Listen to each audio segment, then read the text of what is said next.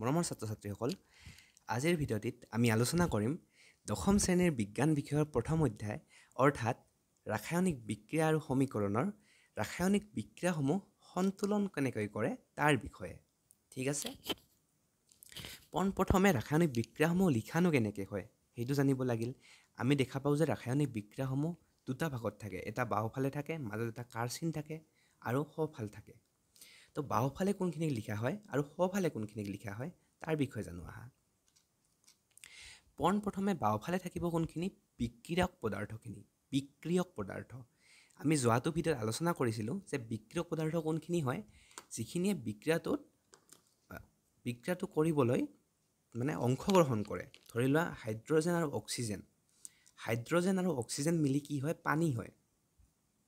ইয়াতে হাইড্ৰজেন আৰু অক্সিজেন কি হ'ব? বিক্ৰিয়ক পদাৰ্থ। আনহাতে পানী যিটো উৎপন্ন হৈছে সেইটো কি হ'ব? বিক্ৰিয়াজাত পদাৰ্থ। ঠিক আছে? তো বাওঁফালে কোনখিনিক লিখিব? বিক্ৰিয়ক পদাৰ্থখিনিক। তাৰপিছত এডাল কাৰচিন দিয়া হ'ব। কাৰচিনৰ সোঁফালে কি থাকিব? বিক্ৰিয়াজাত পদাৰ্থখিনি। ঠিক আছে? আহাচোন ভালকৈ উদাহৰণ এটা চাওঁ। পোনপ্ৰথমে কি কৰিছে? ইয়াতে হাইড্ৰজেনৰ অণু লৈছে। হাইড্ৰজেনৰ কেইটা অণু লৈছে? দুটা। সেইকাৰণে দুটা লিখা আছে। ঠিক আছে? দুটা H লিখা আছে। নেক্সট কি লৈছে? যোগ কৰিছে। আচ্ছা, নেক্সট কি? অক্সিজেন। অ মানে কি? অক্সিজেন। তো অক্সিজেনৰ দুটা অণু লোৱা হৈছে অক্সিজেনৰ গেছৰ। তো কি হ'ল? সেই দুটা লগ লাগি কি সৃষ্টি কৰিব? পানী সৃষ্টি কৰিব, আমি জানো। তো সেইটোৱে দেখুওৱা হৈছে। চোৱা যে কি হৈছে? পানী সৃষ্টি কৰিছে। সকলোৱে বুজি পাইছে চাগে কি ক'ব খুজিছোঁ মই? ইয়াতে এটা হাইড্ৰজেন, এইটো এটা হাইড্ৰজেন, দুটা। এইটো এটা অক্সিজেন, এইটো এটা অক্সিজেন। ওলাইছে কি? পানী। এতিয়া মেইন কথাটো হ'ল কি? পানীৰ ৰাসায়নিক সংকেত কি হয়? H2O। ভালকৈ দেখিছা? H2O মানে কি? হাইড্ৰজেন দুটা, কিন্তু অক্সিজেন কেইটা আছে? এটা আছে।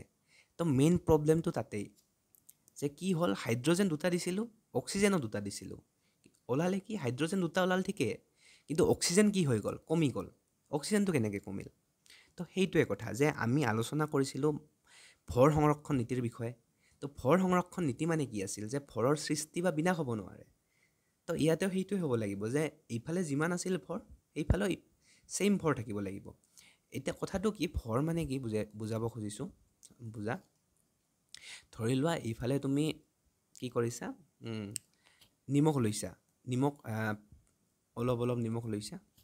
ঠিক আছে? ধৰি লোৱা 500 গ্ৰাম নিমখ লৈছা। এইফালে 500 গ্ৰাম নিমখ আছে। 500 1 কেজি নিমখ আছে। ঠিক আছে?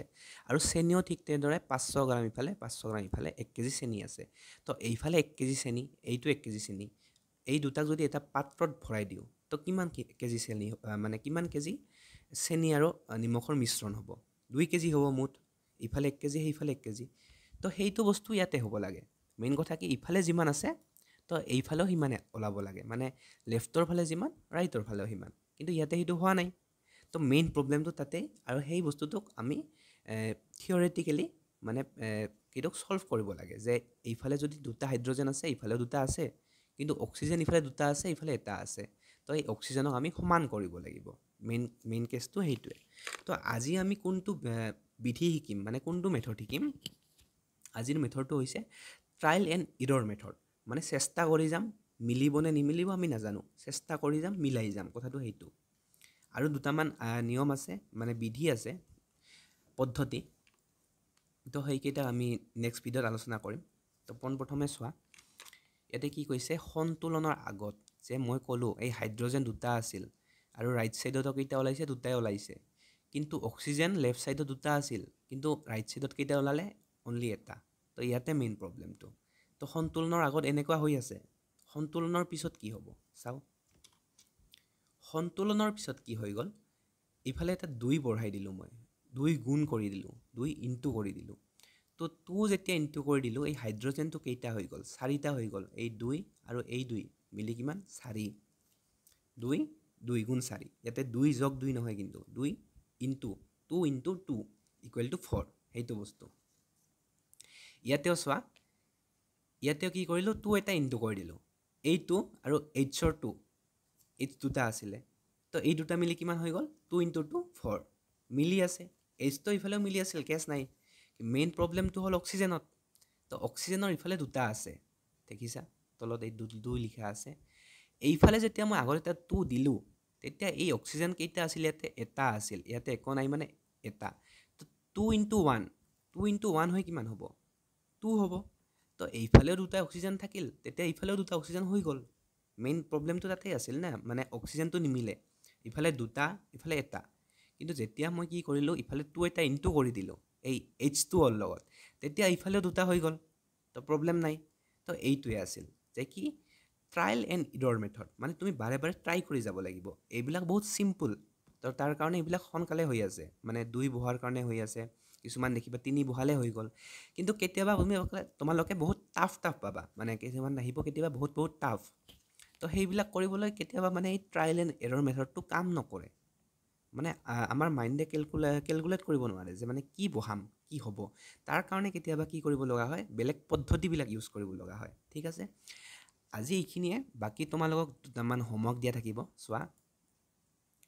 এইটো কি দেখুৱাইছে, এই যে দাগা পাল্লা যিটো ক'লোঁ যে ইফালে যদি 2 কেজি বস্তু থাকে, ইফালেও 2 কেজি হ'ব লাগিব। চেনি আৰু নিমখটো যিটো কৈছিলোঁ সেইটোৱে। এইফালে চোৱা, এইটো কি আছে? Mg + O2, মেগনেছিয়াম আৰু অক্সিজেন। মেগনেছিয়াম আৰু অক্সিজেন লগ হৈ কি হৈছে? Magnesium oxide. ইয়াতে কি O এটা, ইয়াতে O দুটা, ইয়াতেও সেইটোৱে প্ৰব্লেম। তো সেইটোক ঠিক কেনেকৈ কৰিম? 2 এটা ইনটু কৰি দিলোঁ আগত।